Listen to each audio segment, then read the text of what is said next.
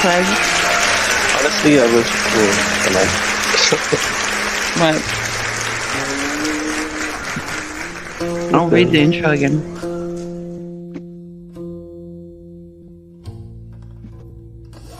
Like, let's go back to. Go ahead. I don't know. I just feel like I'm not used to the recording stuff, so it's like kind of awkward in a way, but it's not bad. Like, obviously, I'll get used to it. Yeah, just let it flow. Let it flow. Let it flow. So we're reading Meetings with Remarkable Men. We've already gone over the 3-part series and the objective and what we've done and what we will do after this. So here's a little summary of the book. It was published in 1963. This is the exhilarating, life-affirming call to spiritual arms from world-renowned spiritual teacher G.I. Gurdjieff. Gurdjieff's voice is heard as a call. He calls because he suffers from the inner chaos in which we live. He calls to us to open our eyes. He asks us why we are here, what we wish for, what forces we obey. He asks us, above all, if we understand what we are.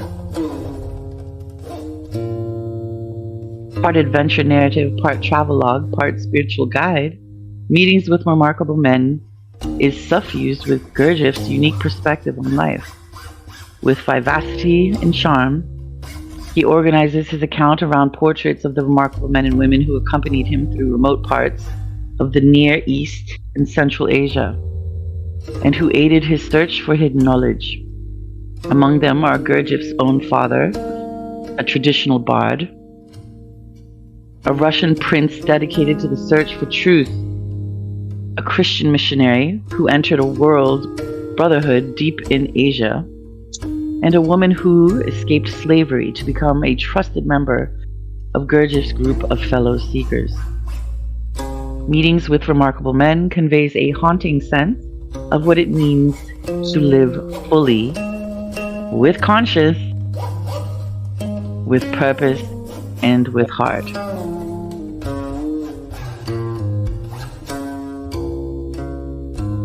Nice. And without further ado, just checking the chat real quick. Oh, no worries. So Water Bear has already got the book open in front of him. He came prepared. You can't take the big G lightly. It's an ebook, yes, it is an ebook. So we also have an ebook. So good, I'm glad you're following your ebook, because sometimes I worry if the quality of the ebook that I have is, been compromised, or somebody's changed it. Like, I kind of have a little paranoia about that. I don't know if anybody else does. I always feel like, I don't know, because I'd rather have an actual book in my hands from the publisher, that I know this, it hasn't been compromised in theory. Yeah. Especially dealing with things like this. Yeah, I get that. Makes sense. So, does everybody have it in front of them? Do I need to share my screen? No, I've got mine downloaded. G. Gurdjieff, Meetings with Remarkable Men. So there's an introduction here. Is everybody ready to dive in? Yeah. So introduction. Exactly a month has elapsed since I finished the first series of my writings. Just that period of the flow of time which I intended to devote exclusively to resting the parts of my common presence, subordinate to my pure reason. As I wrote in the last chapter of the first series, I had given myself my word that during the whole of this time, I would do no writing whatsoever, but would only, for the well-being of the most deserving of these subordinate parts, slowly and gently drink down all the bottles of old Calvados, now at my disposal by the will of the fate in the wine cellar of the P Puere no Puere Puere Puere I'm not sure how to pronounce it. and specially provided the century before the last people who understood the true sense of life. Now I'm going to stop there for a second. So he's talking about the monks that made the wine. He mentioned this at the end of Belize's Tales to his grandson. Yep, he was holed up. Yep. So was he at a monastery? Yes. Or he got them from the monastery. Either he was there or he got it, the cask of it. So there were a lot of bottles. Yep. Okay. And you know, he likes to indulge in experiencing life and all that may encompass, inclusive of letting your hair down, so to speak, sometimes. Yeah. He was no stranger to having fun.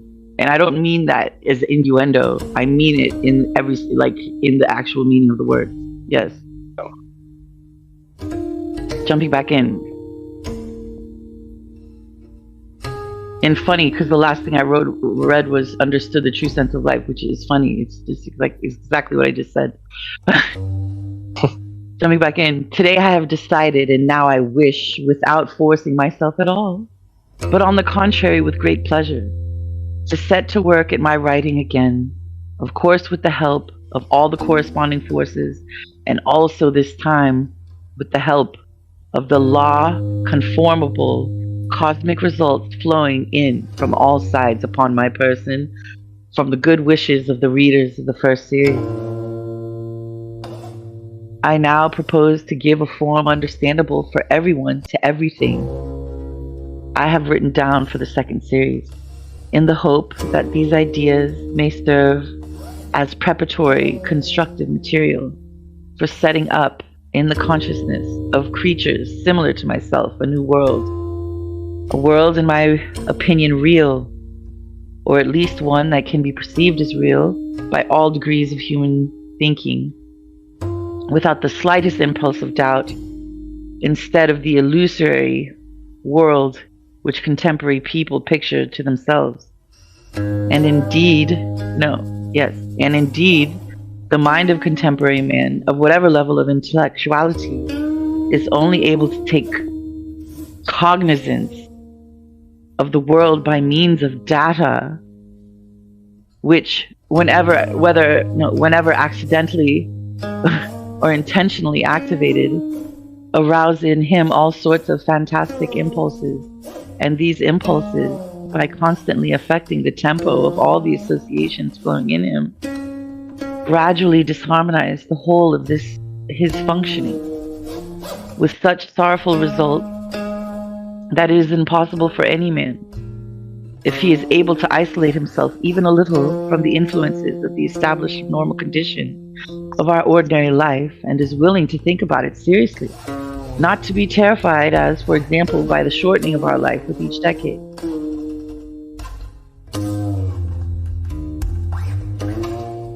Would someone else like to read for a little bit? Okay.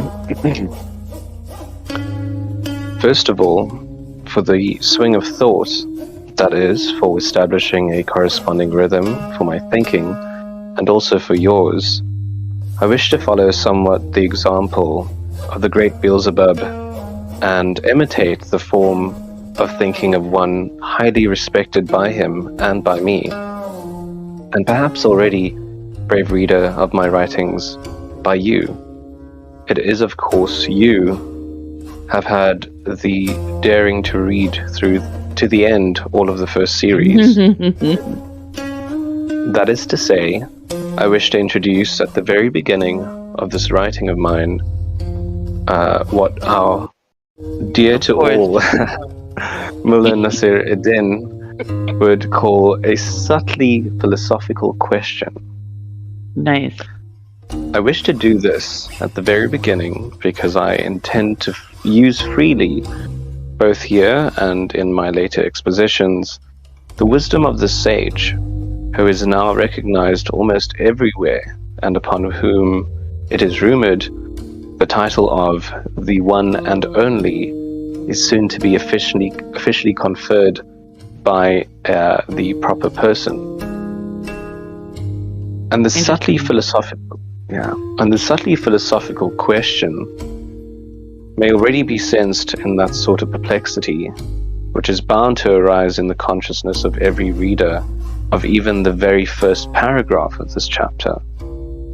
If he compares the many data on which his firm convictions about medical matters are based with the fact that I, the author of Beelzebub's Tales to his grandson, after the accident which nearly cost me my life, with the functioning of my organism not yet fully re-established owing to the incessant active effort to set down my thoughts for transmission to others as exactly as possible, carried out my rest quite satisfactorily during this time, chiefly by the use of immoderate quantities of alcohol in the form of the above-mentioned old Calvados and of its various full-strength virile cousins. As a matter of fact, to give a completely true and exhaustive reply to the subtly philosophical question, thus propounded impromptu, one must first reach a just verdict on my personal guilt in failing to fulfill exactly the obligation I had taken upon myself to drink down all the remaining bottles of the said old Calvados. The point is that during this time appointed for my rest, despite all my automatic desire, I could not limit myself to the 15 remaining bottles of old Calvados, which I mentioned in the last chapter of the first series, but had to combine the sublime contents of these bottles with the contents of 200 other bottles. Oh my goodness. Enchanting even to look upon, of the no less sublime liquid called Old Armagnac? Armagnac. Yeah, I think. Yep. Armagnac. It looks like cognac. Yeah. Yep. Yeah, cognac, Armagnac. so that this totality of cosmic substances might suffice for me personally, as well as for the whole tribe of those who have become, in recent years, my inevitable assistants, chiefly in these sacred ceremonies of mine. Before pronouncing this verdict on my personal guilt, one must finally take into account that from the very first day I changed my custom of drinking Armagnac from what are called liqueur glasses and began drinking it from what are called tumblers. And I began to do so instinctively. It seems to me, obviously, so that in the present case also, justice might triumph. I do not know about you, brave reader, but the rhythm of my thinking is now established, and I can begin again without forcing myself to wiseacre in full blast. Does anyone else want to take over? Should I continue? Go for it. Okay. In the second series, I intend, among other things, to introduce and elucidate 7 sayings which have come down to our day from very ancient times by means of inscriptions on various monuments, which I happened to come across and deciphered during my travels. Sayings in which our remote ancestors formulated certain aspects of objective truth, clearly perceptible even to contemporary human reason. I shall therefore begin with just that one saying, which, besides serving as a good starting point for the expositions which follow, will be a link with the last chapter of the first series. Can we just stop for a second? That's so funny that he's using that terminology. Will be a link with the last. He's he is such a forward thinker. Like,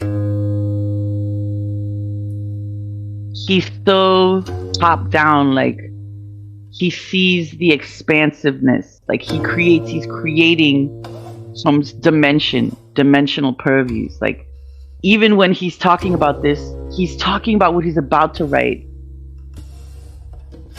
in referencing what he has written in the dimensional layers in which it's beyond the writing, right? He choreographs, and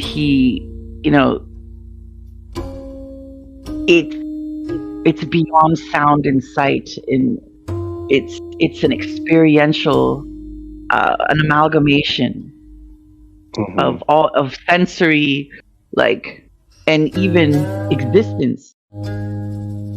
Like, and we've all experienced beyond the book. Like, this is what I'm going to start calling it, beyond the book, because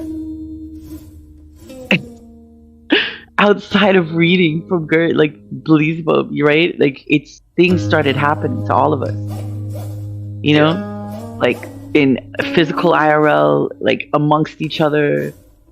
It could be minutes, seconds after reading, while we're reading, before we started reading, after we started reading, 2 days later, like crazy, synchronistic, very unique. There's no way this was coincidental type things, very specific to what we had read, the concept words, specific words. Like, the list goes on and on and on. Yeah. Please, continue. I just had to say that, considering what he's setting up even right now. Yeah. Alrighty.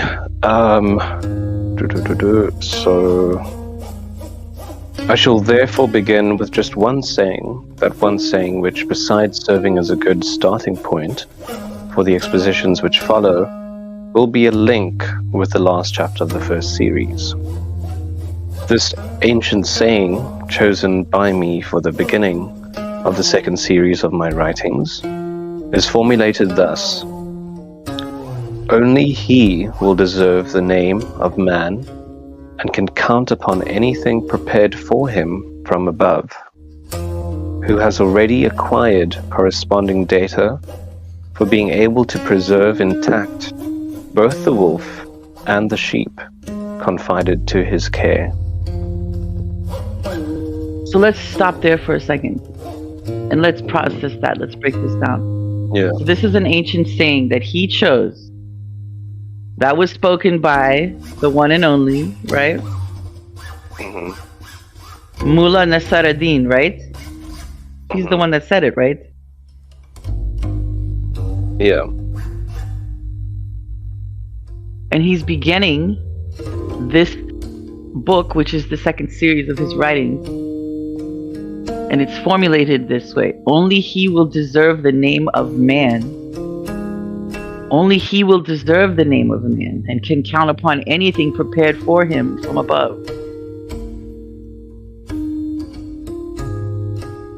Who has already acquired corresponding data for being able to preserve intact both wolf and sheep confided to his care.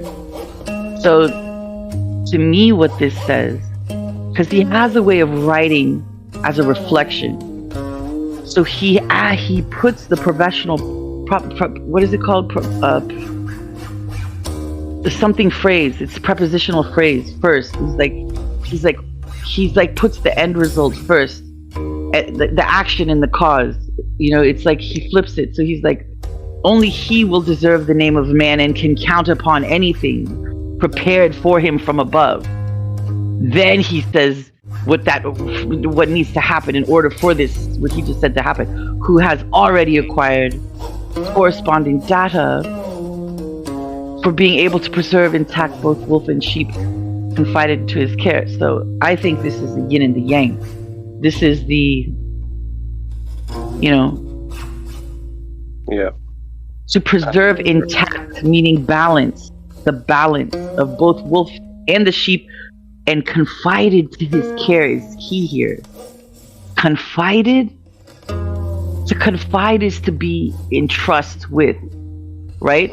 It's like to render vulnerable, to be in total absolution care to his care, meaning the individual. So that's being the seer, the fourth, the observer, the pause in between the om, the what follows the om, the aum, right? So this is like saying so much. This one sentence says so much. It's like a ba-boom, kaboom, boom. Yeah, so this is actually taken. Yeah, it's actually taken from like there's some reference to like biblical text when they speak about. I think it's especially in the Book of Revelation, or when they speak about is it the wolf and the sheep, or there's like the lion and the lamb? Like there always like there's this kind of comparison between two supposedly, like a predator and prey, who would be in the under the protection of God, and there would be peace. So I recognize that. I'm just capturing a clip of this image to share in the chat. I mean, this is so profound. Yep. Of course, it makes me smile. I mean, I've missed, to your point, seriously, I miss Gurdjieff so much.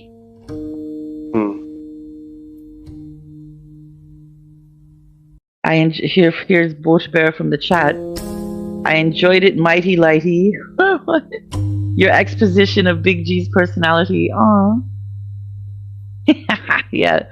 Gurdjieff has a place in my heart, for sure.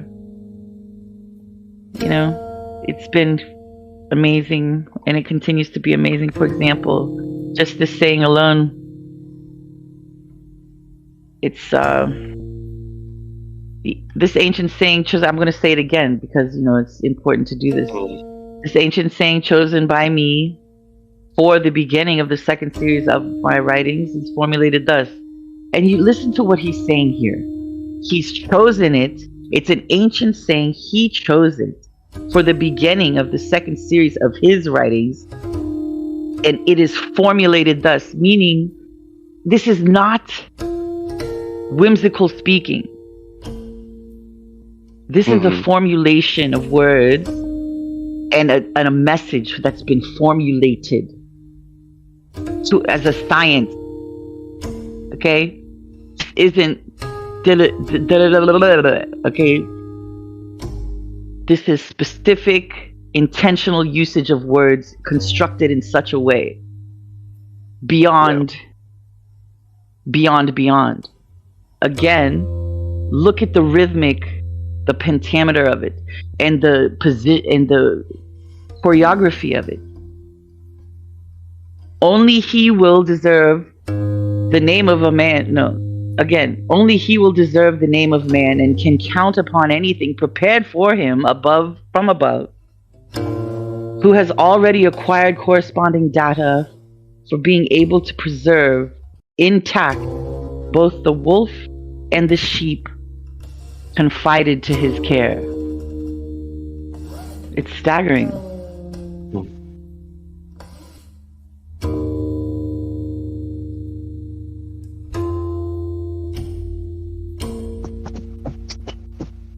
I remember also from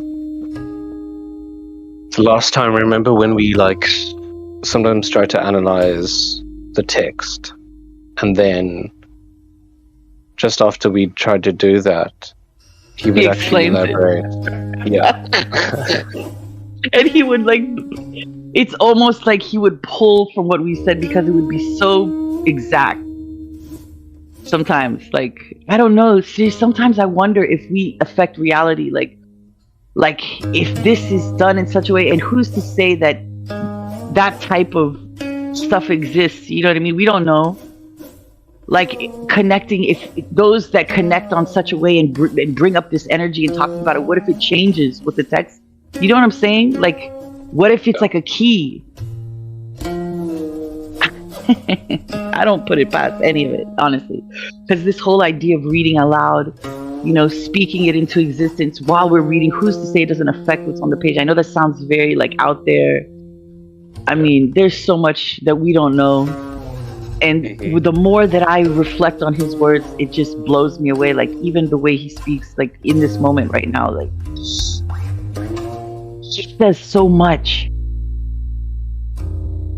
and really speaks with so little. And it's funny because everybody, like people who don't engage with him, they observe and they say things like, "Oh my gosh, he says so many words when he could just simplify it." I'm like, actually, no, he's actually using very little words considering what he's conveying. Like, he's able to be so surgical about something so vast with the least amount of words, because the gravitas that comes with the words he's saying is beyond, like, and that's why it takes so many words, because there are no words that describe, like, he's approaching it with such precision. Yep. And people, they assume that he's talking in circles, like he's being elitist or something, like, like what is the word I'm looking for? Like someone who's like with the air, like they're like pompous, or like pompous is the word I'm looking for. Yes. Anything but. He does have an interesting sense of humor, for sure. Mm-hmm. That he really has that. It's like a passive aggressive. I don't think it's that passive though, but what we would consider passive aggressive now, because he doesn't flat out insult you in your face. It's kind of like a slow burn. So you read it and it burns later, because it takes a while for it to reveal itself. It's so good, dude. Anyway, please continue when you're ready. If anybody has any questions, don't be afraid to speak up or drop something in the chat. Let's go. Right. So Clear. a psycho-associative philological analysis of the saying of our ancestors, which was made by certain learned men of our times, of course not from among those breeding on the continent of Europe, clearly showed that the word wolf symbolizes the whole of the fundamental and reflex functioning of the human organism, and the word sheep the whole of the functioning of a man's feeling. Okay, can we break that down again? Can you walk us through that?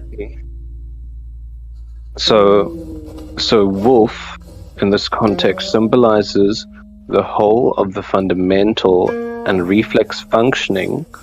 So the functioning of the human organism, as in like the body, the physical aspect, and then the word sheep is referring to the functioning of one's feeling. So the non-physical. Okay, so like physical and emotional. Okay. So then we can kind of linking that to that whole phrase. It was like you preserving both. Like it speaks to me of like wholeness, of like the fullness of the person, of the individual. But we'll obviously find out more as we go through the text. Is there anything you wanted to add to that, Sheba? I'm still processing it. Okay. So he's saying like the word wolf, I agree with what you're saying wholeheartedly. Symbolizes the whole of the fundamental and reflex functioning of the human organism. So it's definitely like, I guess would be the lizard. Reactive, because fundamental and like lizard, like they have how people say lizard brain. It says clearly shows the wolf symbolizes the whole of the fundamental and reflex functioning of the human organism. And the word sheep, the whole of the functioning of a man's feelings. So,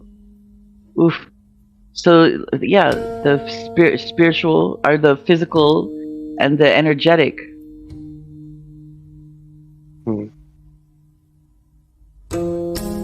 Yeah, there's definitely so like there's a dual aspect. physical and the energetic field and the physical field. Like I'm picturing like the chakra diagram, where it has the chi and the life force energy, and like how it goes both directions, like out the head and through the feet, and then the other way around too, and then you have the 7 chakras. Yeah. So can we pick it back up after the word feeling? Yeah. So as for the functioning of a man's thinking, this is represented in the saying by the man himself, a man who, in the process of his responsible life, owing to his conscious labors and voluntary sufferings, has acquired in his common presence corresponding data for always being able to create conditions for a possible existence together of these two heterogeneous and mutually alien lives. Only such a man can count upon and become worthy to possess that which, as affirmed in the saying, is prepared from above and is, in general, foreordained for man. Foreordained. This is a lot going on here. Yeah, but this is like, there's a lot. Can we break down like section by section, beginning from the end of feeling? Like, do you want to walk us through like the breakdown of the meaning? Yeah.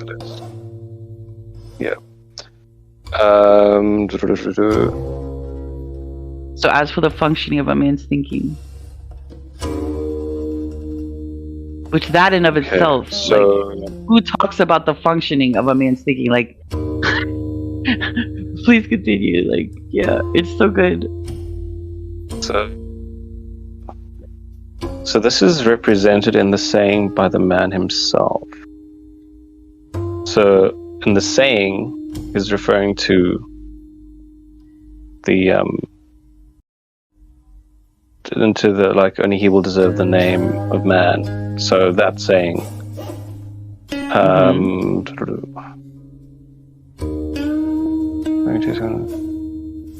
has acquired in his common presence.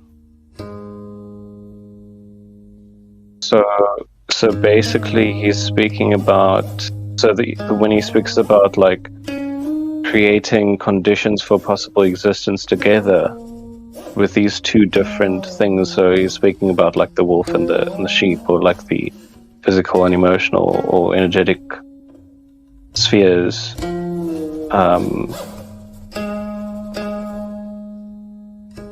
Only such a man can count upon.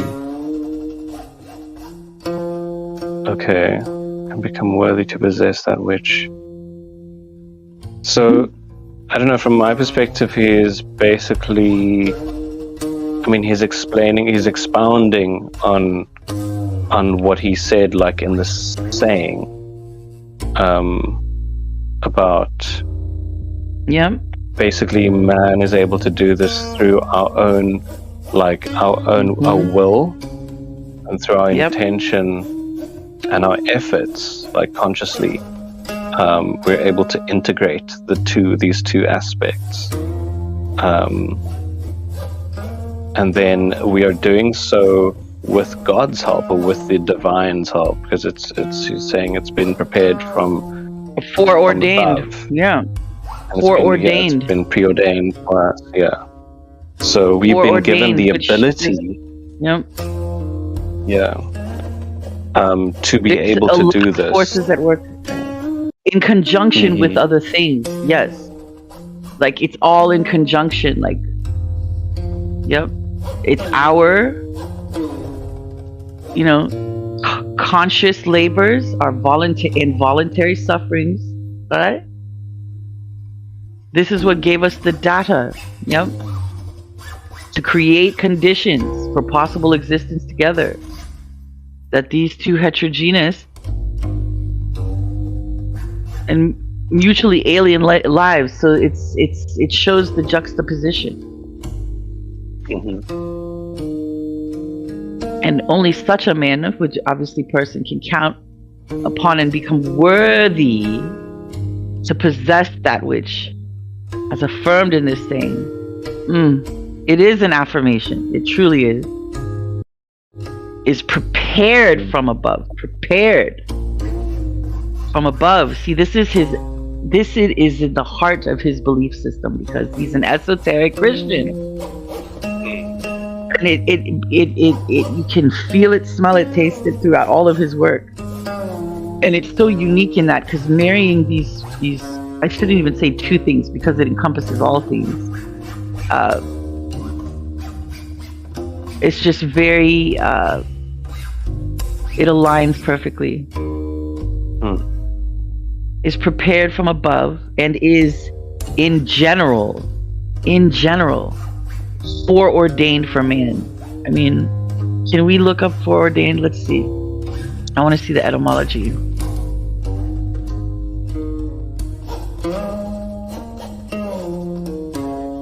So it's like basically pre-planned, you know, it's like it's fated, it's destined. Yeah. Generally, in general, it's okay, but it's foreordained, considering all things that was, you don't understand, like that was said. You know what I mean? It's all part of it.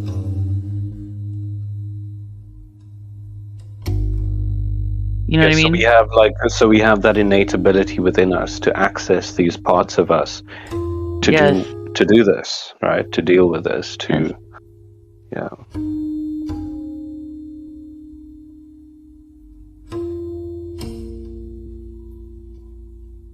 Is there any more that you want to? Yeah, I mean, no, go for it. I'm just finding the etymology of the word foreordained. It is interesting to note that among the many proverbs and ingenious solutions of tricky problems habitually used by various Asiatic tribes, there is one in which a wolf and, instead of a sheep, a goat also play their part. That corresponds very well, in my opinion, to the gist of the ancient saying I've quoted. The question posed by this tricky problem is to find out how a man who has in his possession a wolf, a goat, and in the present case, a cabbage, can transfer them across a river from one bank to the other, if one takes into consideration, on one hand, that his boat can carry only the load of himself and of one of the three objects at a time, and on the other hand, that without his direct observation and influence, the wolf can always destroy the goat, and the goat the cabbage. And so the correct... Okay. Wait, is that the end? Like, let's, because there's very profound things. Can you walk us through it? Yep.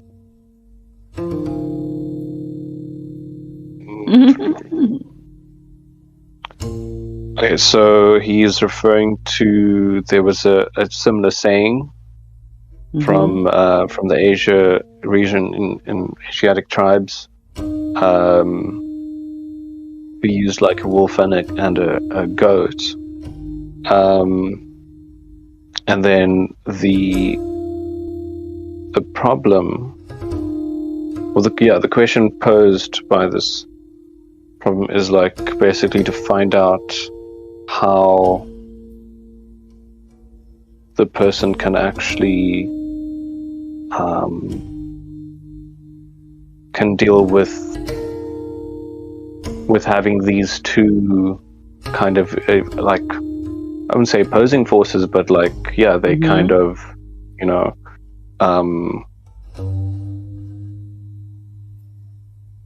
but then I don't know where like the river thing. So wait, this is also part of the Asiatic proverb, I guess. Let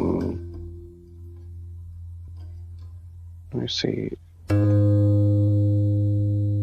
Oh no. So basically, he's speaking about. I think this is an actual thing. Like this is an actual like where they had these animals. So it was a real life. Seems like a real life situation that they had to deal with. They had to cross the river. How would they move all of these things safely? That's kind of what I'm getting.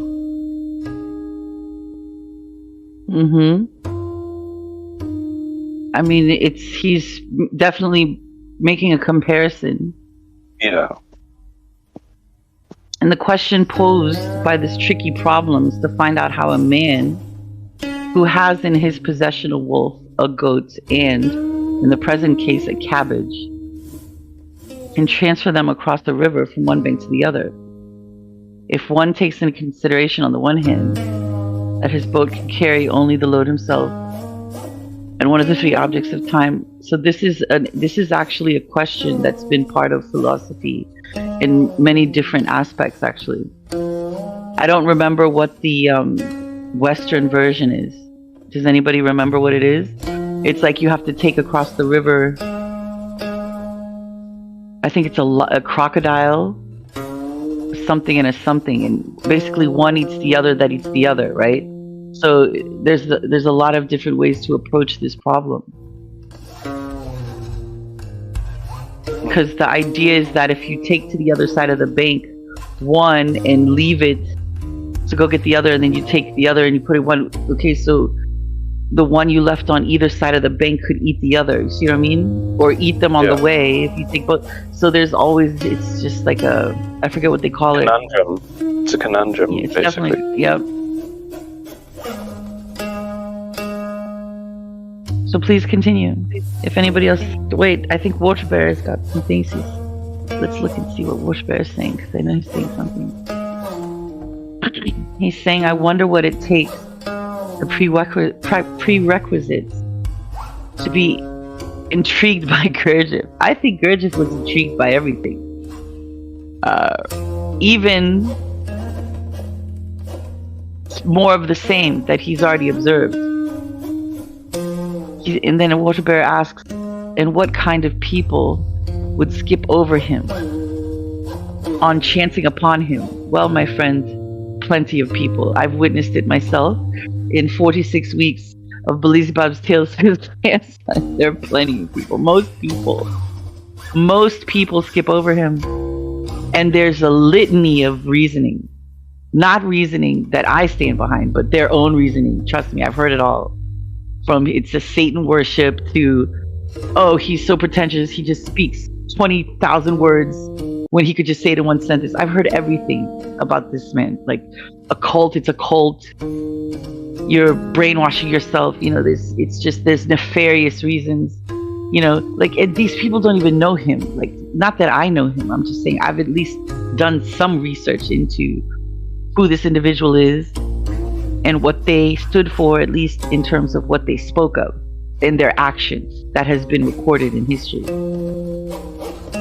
So Water Bear says destiny. Big G believes in destiny. I mean, that is definitely part of what this old saying consists of, something preordained, foreordained.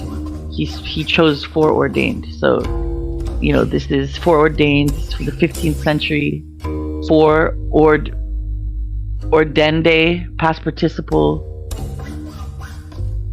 of ordienen, to arrange or plan beforehand.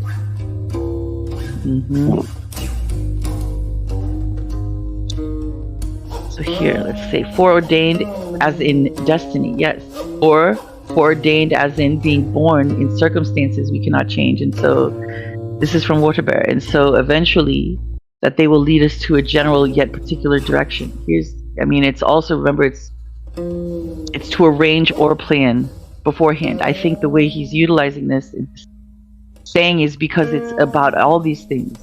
Only he will deserve the name of man and can count upon anything prepared for him from above, who has already acquired corresponding data for being able to preserve intact both the wolf and the sheep, confided to his care. So there's a lot packed in there.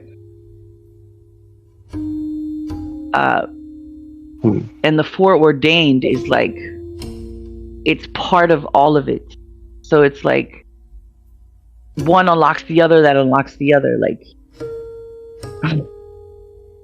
it's not one thing. Yeah. The thing that I'm thinking about is like, what I'm questioning is like, who is the first part of that saying, right? So like, only he will deserve the name. Like, who is, and obviously we'll find out, you know, in the coming verses and stuff, but like, only he will deserve the name of man and can count upon anything. So yeah, that's what I'm thinking about, or like questioning. Yes. Like, who did? And then the water bear says, the deniers of the heaven on earth, I see them everywhere. He's talking about when we were talking about the Gurdjieff. Who would take, oh no, he's talking about, I wonder who'd take, yeah, who would pass up.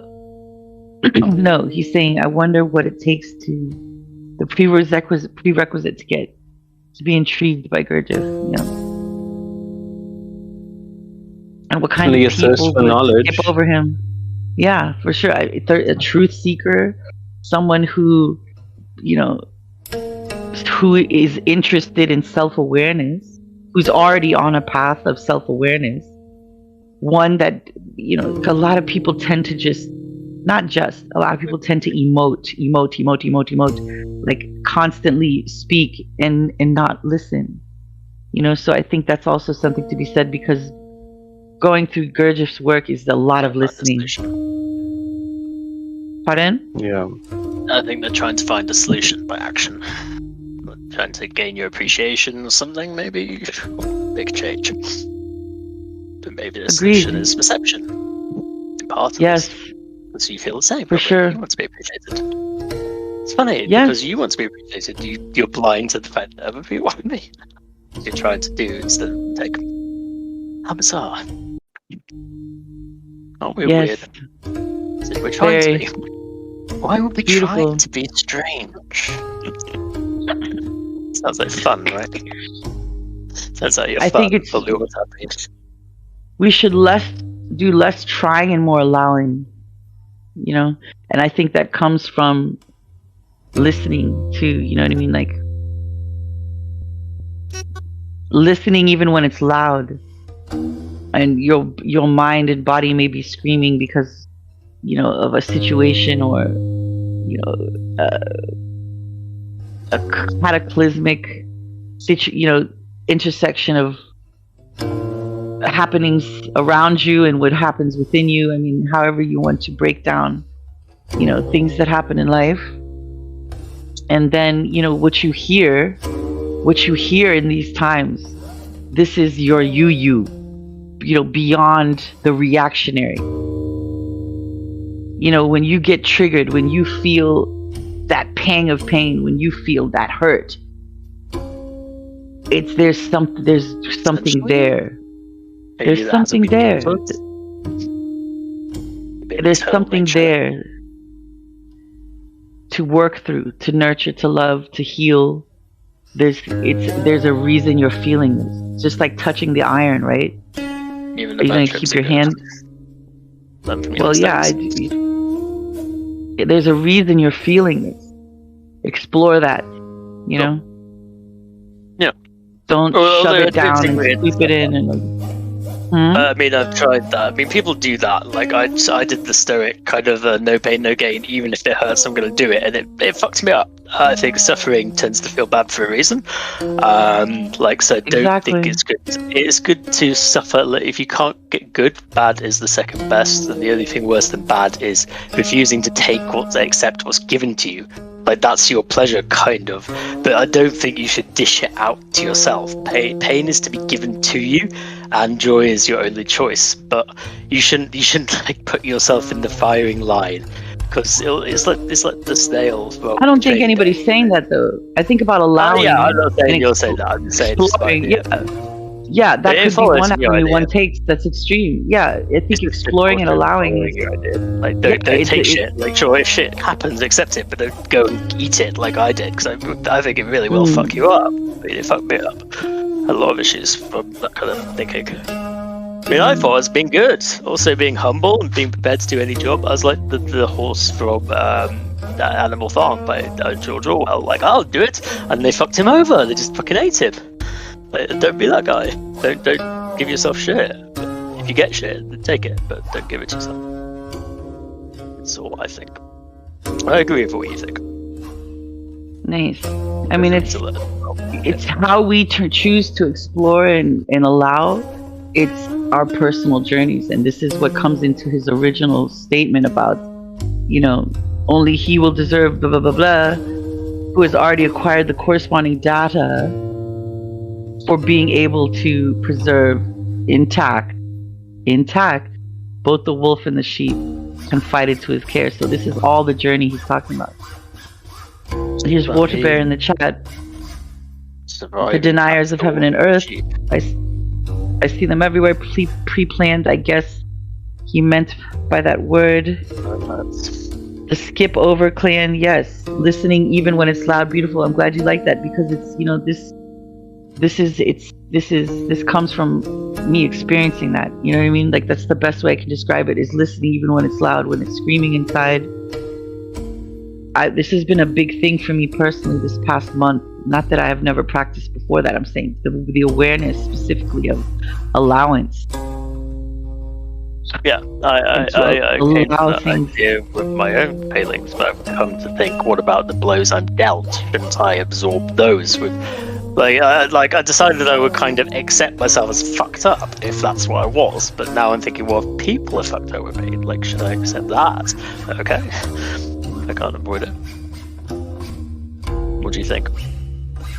Should I be a boxing bag? I think have a good. Well, I think allowing doesn't necessarily mean stand in the way of a car repeatedly. Exactly. It means it's almost like observing the observer. You know what I mean? It's like about that. Taking a step out of the situation, and seeing it and feeling it and allowing it, like, to see what it is. Oh yeah, and see it for what it is. It's like just experiencing it, like learning, seeing it. Well, allowing what it is to be what it is, so there's no impedance of understanding. Like, there's no filter, there's no lens, and there's no fear. Like, you don't want, this to happen, and what if this happens, and what if get caught up in that. It's the allowance of, look, if you can't control other people, if you can only control yourself, in theory, like, in terms of what we were talking about now. Of course, we can affect everything. I think you can totally manipulate and control others if you have the words, but you don't, and you're on more of an even keel. Why would you want it works to? Both ways. Well, I want you to be nice to me, but only of your own free will. Like, I wouldn't want to manipulate you, but I would want to give you the reasons in your head to be nice to me. And that's, I think, a very reasonable thing. I think we need one another's care and love. Like, you can't be tortured in hell by the devil and just think happy thoughts. Like, that's what I learned before ICO when I met the devil. He's like, no, it doesn't matter what you think. I'm the devil, I'll fuck you up. Like, we need others to be good to us. And I think you can totally, like, you could say things to me that will induce a certain reaction. But it works both ways. I could intentionally. The same thing. I do. I think I have the ability to make people bend to my will. I do feel that. You can make me cry, or you can make me laugh. Yeah, and I refuse to do that. I only use abilities for lovins. It's very important. Sometimes it's bad can be good in a bad situation, but absolutely, heaven is where you want, or hell. It can be good to deal a blow. But I think you're right to have your desired result basically being loving and nice. But Takes two to tango. Indeed, it does. Take two And to tango. A step back to go. If you take one step back and two steps forward, did you ever take a step back in the first place, or have you just? That's hilarious. forward? Yes, because of the experience.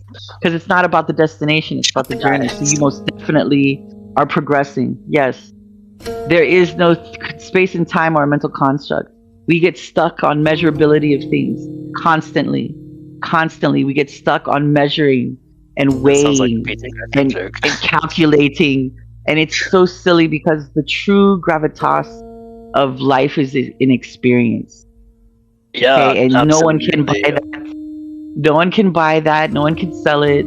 Like it's an individual. Material is like the egg to the chicken of spirituality. So like I think there's only, I don't know about freestanding consciousness, maybe it needs the flesh like the shamans seem to think, but I think like material is to like spirit what money is to goods. Like you need the one to get the other. So it's equally valuable, but it's only like the box that the gift comes in. It's like heaven and hell are equally valuable, but one's desirable and the other isn't. Like one's right or one's wrong.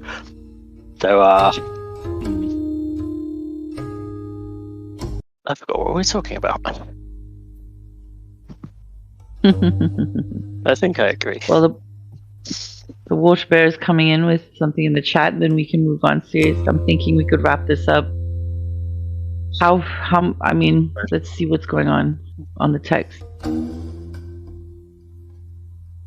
It seems very Aquarian. I seem to be wading into the emotional waters. You and Sirius, I was thinking, are people who are far more emotional than myself. So maybe I can learn something from you.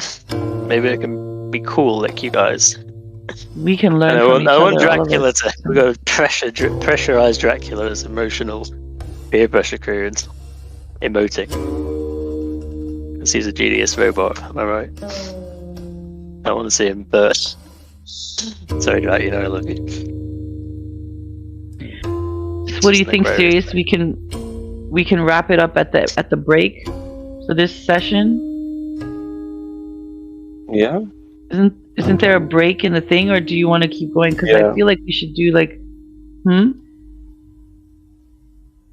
sorry. Continue what you wanted to say. Well, what page are we on? So we're on page 6. Of course. Good work, guys. You earned that banana bread, Brian. You call that work? That's pathetic. I've been eating banana bread though, like for real. Yeah, banana bread, yeah. Nice. And I had banana earlier. Banana's gross until you like do things with it. IMO. I think we could stop at the break as the first, or we could keep going. I mean, but there's not another break for a super long time, and I feel like we should stop at the break. I don't want, I think it's important that we, Yeah. I just know how Gurdjieff is when he sets up something. Like the first chapter of Beelzebub was everything, okay? Even though it was before everything, like without that, it meant nothing.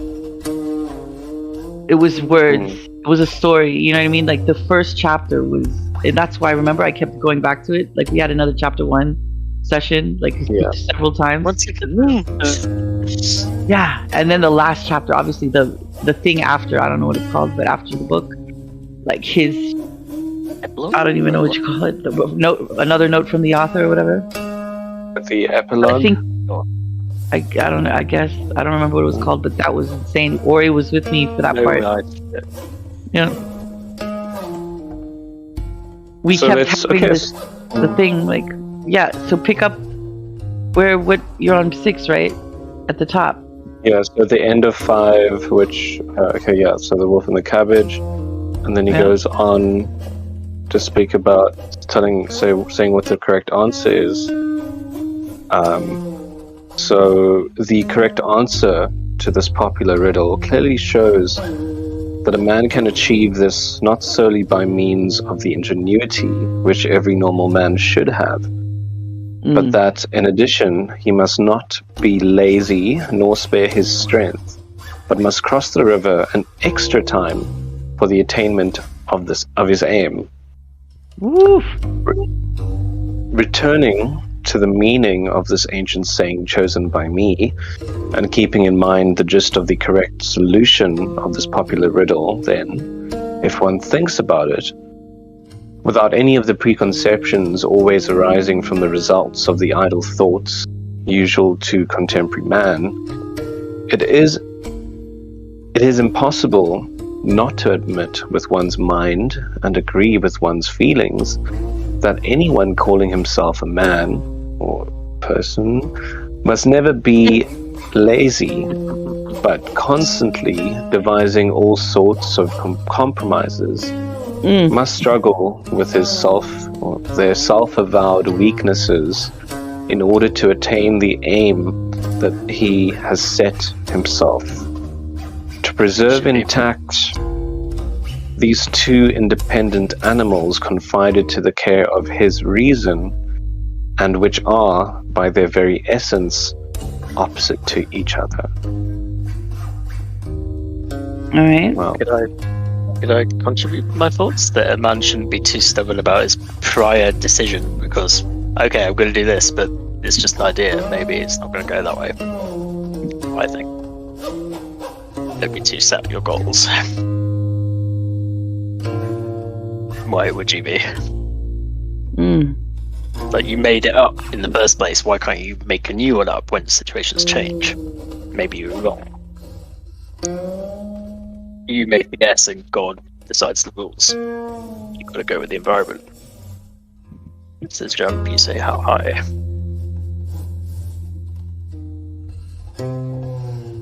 I think people should chase goals, but I don't think they should act like they're God. They should act like they're a fool and try. Act like God's God.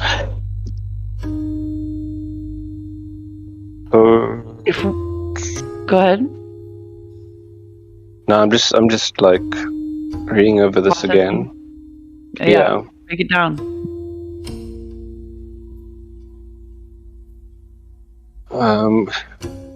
So he's speaking about tenacity, right? He's speaking about taking action.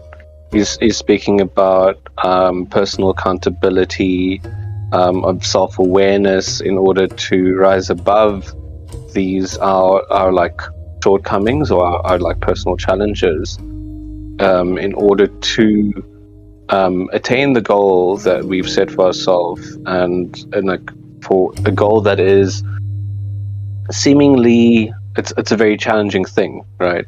Like going back to those two like seemingly oppositional forces.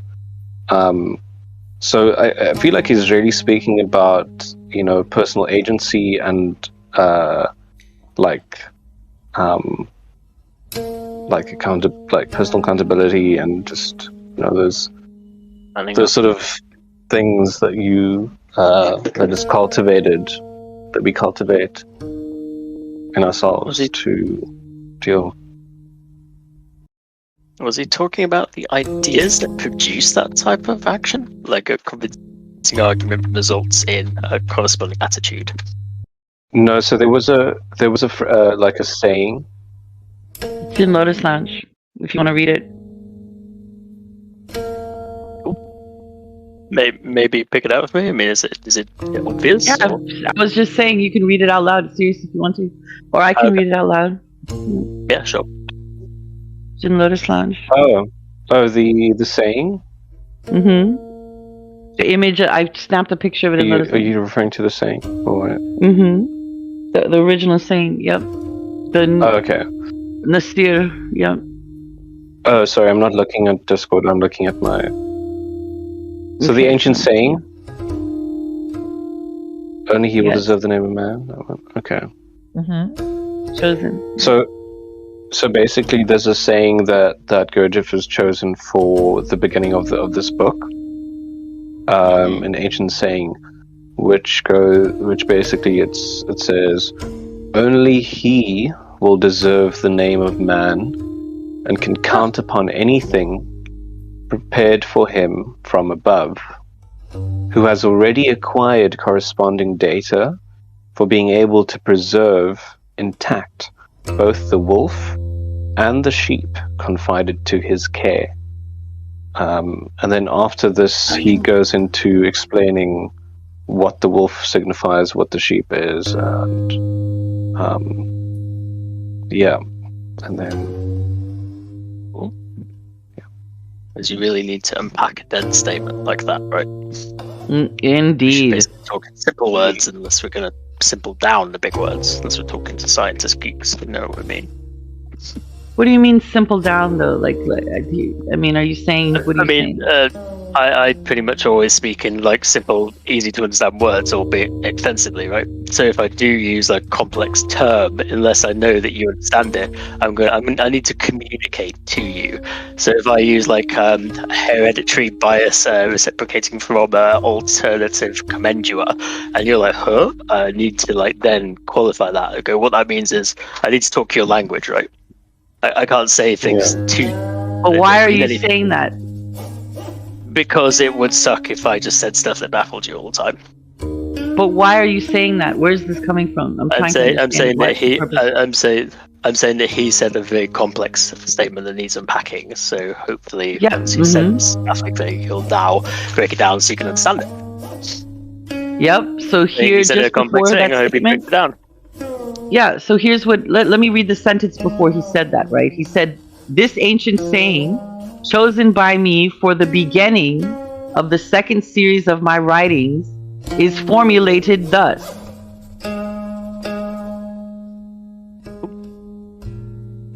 So he's saying it's a segue. These words that he said before stating what Sirius read is very profound in and of itself. This ancient saying, chosen by me for the beginning of the second series of my writings, is formulated thus. Only he will deserve the name of a man and can count upon anything prepared for him from above, who has already acquired corresponding data for being able to preserve intact both the wolf and the sheep, confided to his care. This is thunderous. Thunderous.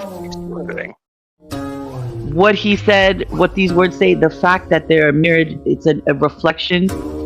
He starts with the effect and then says the cause. The formulation of it, he tells us there's so much in what the words, his words are so specifically chosen. It's surgical, and each word is important.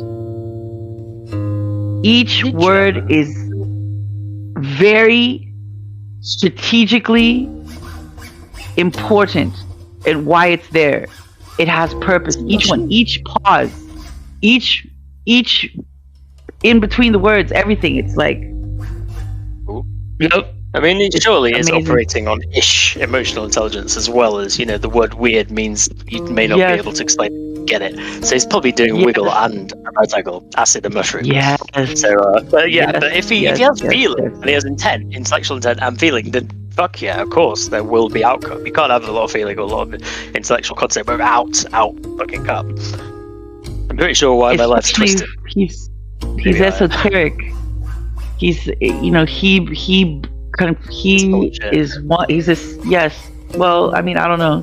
I'm not saying bad shit. He's just full of stuff. He's very psychically rich. He's got a lot of creation inside his head. Very aware. Yep. Like it can hurt you or help you, as you say, but be all good. But he's got a lot of shit there. Question. Yeah, there's a lot. And the takeaway here today, and I know Water Bear has this intact. Preserve them intact, the wolf and the sheep. Is that possible? Well, that's up to us. That's up to us, because he's saying it's more than that. Actually, he's saying it's not just to preserve intact both the wolf and the sheep, confided into his care. Like it's more than. That's what I was going to say.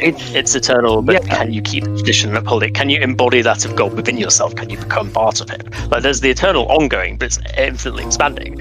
Like the nature of the self is perfect and eternal, but can you fall into line with it as an expanding part of it? Can you be godly?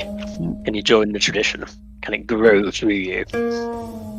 And I think this is more of an allowance than a forcing. Like, it's an allowance because it's allowing. It's just like when I learned about ego, and instead of stopping to, there was a time where I was like forcing my ego. I wanted to shed the ego. I had this ideology of ridding myself of my ego. It was this horrible thing, and through my exploration of life and living, in doing the things that actually Gurdjieff is talking about indirectly and specifically at the same time. Your God's a masterpiece. The God's a canvas. You are the shit. Like each dog and each cat, that's the fucking shit. Your character, that's a fucking masterpiece. And it could be pretty or ugly, but this is the thing. It's the creation.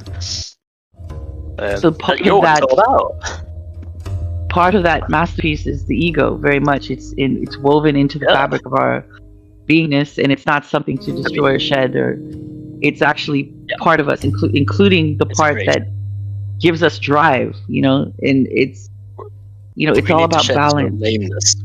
Your lack of self-love. You need to replace it with like greater self-love. You could be a good or a bad work, but it's all about the work, and you're a work. And you shouldn't unwork yourself. You should upwork yourself into something you like more, enjoy more, because feelings. But yeah, why would you want to lose the ego? You want to lose your ego problems. If you've got a big ego or a low self-esteem. Yeah, there's health. So this came to my realization is through the silence. Actually, I was on a silent retreat, and it was through the silence I found the allowance. So here, Walter Bear has a question about confided to his care. Yeah, it says it because to be confided to his care, to have intact both the wolf and the sheep confided to his care, meaning to confide in someone is to trust them. So the wolf and the sheep confided to his care, like living harmoniously. Living harmoniously. Like if I give you two people who don't get along, then maybe you have to keep them separate, like oil and water.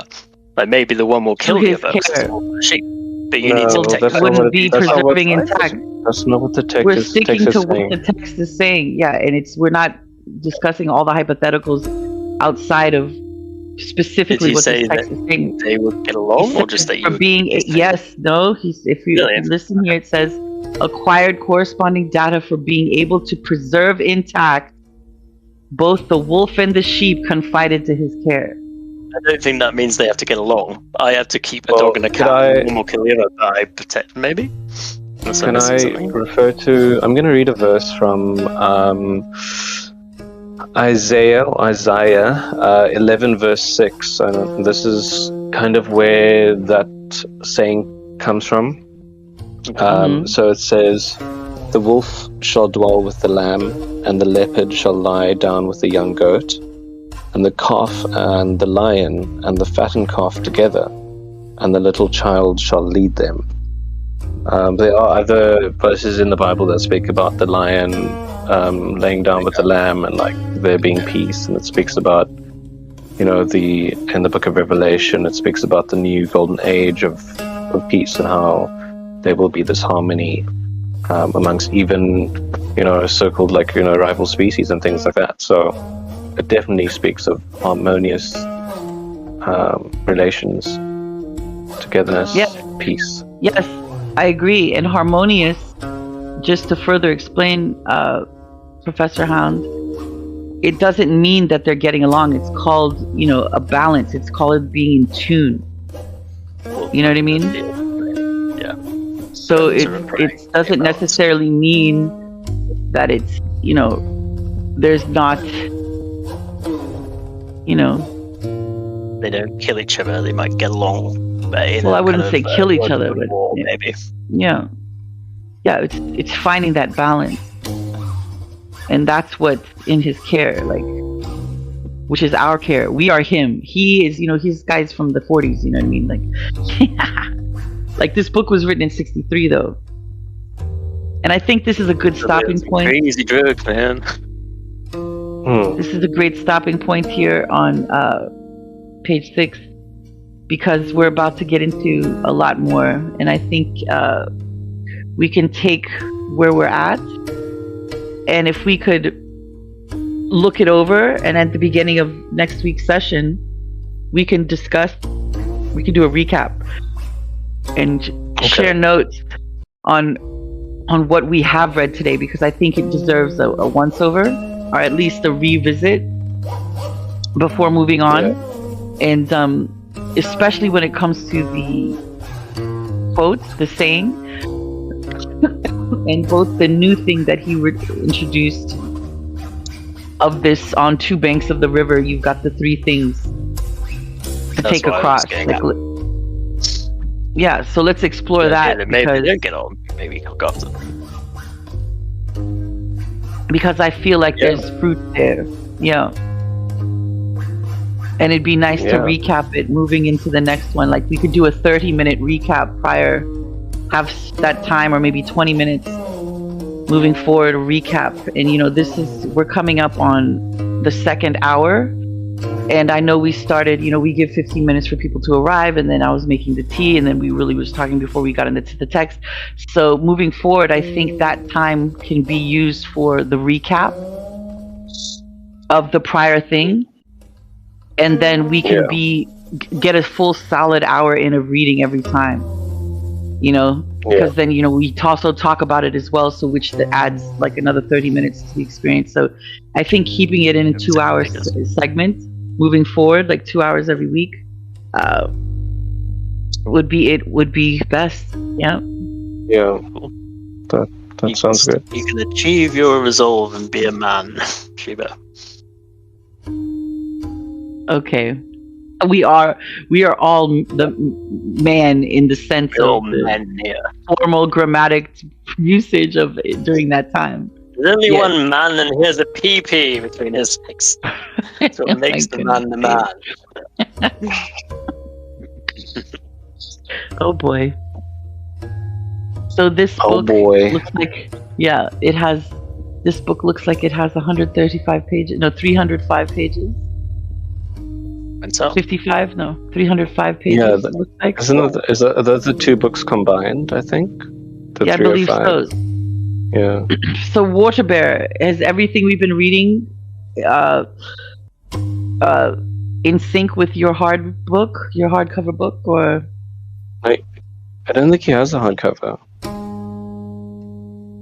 Oh, he has a paperback. Whatever. Like, is it all? He was reading an ebook. Yeah. That's right. Sorry, I forgot. Yep. Well, he would say something if the reading was off. Well, he's saying yes, it was the same. So good. He's saying, what is here? There's a lot he's saying. Wait, put into his care. Okay, wait. That's a Hindu symbolism too. The predator and the prey. Yes, drinking water from the river side by side. Interesting. They call it Satyuga. Yeah. The Satyuga is supposed to start so he's happy. How do I set it up to use IQ? What? He's talking about the AI. So then Water Bear then asking here in the chat, thank you for putting together the reading session, dear light. I love all things G, big G, ditto ditto. Yes, so good. He's happy about the recaps. He's happy about the structure. Good. So does anybody have any questions before we sign off on this session? Kickoff of this second session series of Gurdjieff. Nice. Bigger, faster, louder. Smash the like button. Like and subscribe. Introverts are losers. Learn how to be an extrovert like Gurdjieff course. Fucking losers. So if we could we all just do a Gurdjieff gang outro, like, so I can get some of these sound bites for the holiday album too? Gurdjieff gang.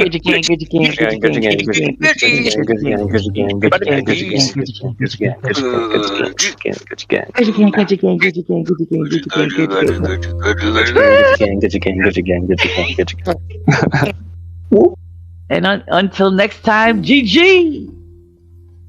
GG out. Peace. Easy. Fucking losers.